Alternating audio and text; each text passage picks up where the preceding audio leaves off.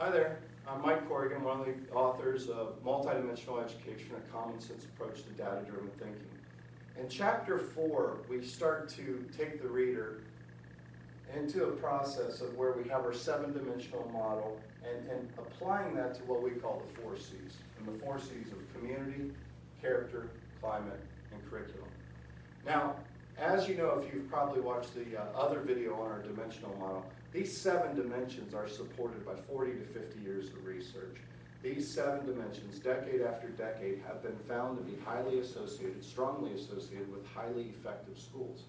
So we're pretty happy with the model, and we're happy with the research we found that supports this model. But what was interesting, one day we were in DC and we were meeting with some higher-ups in the policy arena there, and they were providing some advice for us. And they said the 7 dimensions are very neat, your model's very useful, but is there any way we can make it more useful to educators? Because 7 might just be a little too many to handle. And they said, maybe could you take it down to 4 or 5? Well, it's kind of hard to change what research has shown over 40 to 50 years. We're trying to get you to focus on what truly will help you improve your schools. But we went back to the drawing table and we thought about it, and we thought, well, how do these 7 dimensions kind of break down into fewer themes? And what we walked away from that discussion with were what we call the 4C's: community, character, climate, and curriculum. And when we talk about curriculum, we're not talking about the curriculum you're using or what you've just adopted. We're talking about how it's delivered, how it's perceived. Okay, so what in this part of the chapter, what we're trying to do in Chapter 4 is help you understand how do we take these 7 dimensions and put them to work in the 4C's.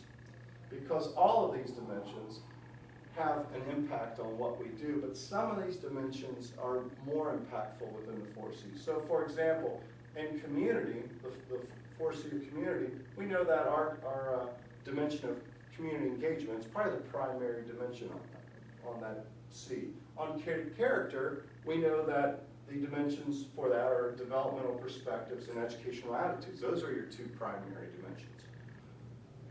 For climate, obviously school climate is your primary dimension that applies to that. And for curriculum, there's a few here: curriculum expectations, faculty fidelity, and leadership potential.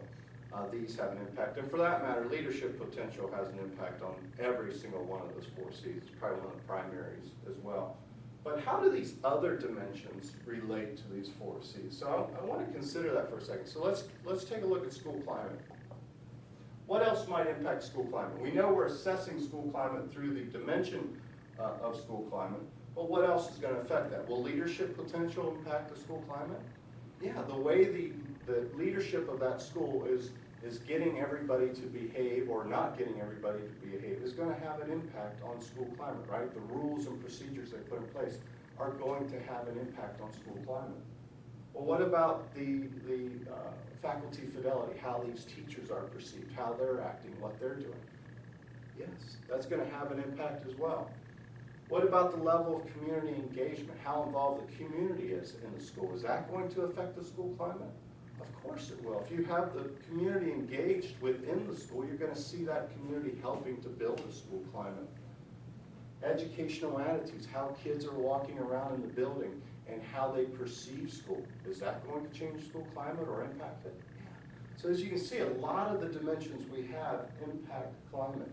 And what we're trying to do now is, in this process, is show you how to collect data on the 7 dimensions, but apply the data to the 4C's. So it's a way of informing what we do.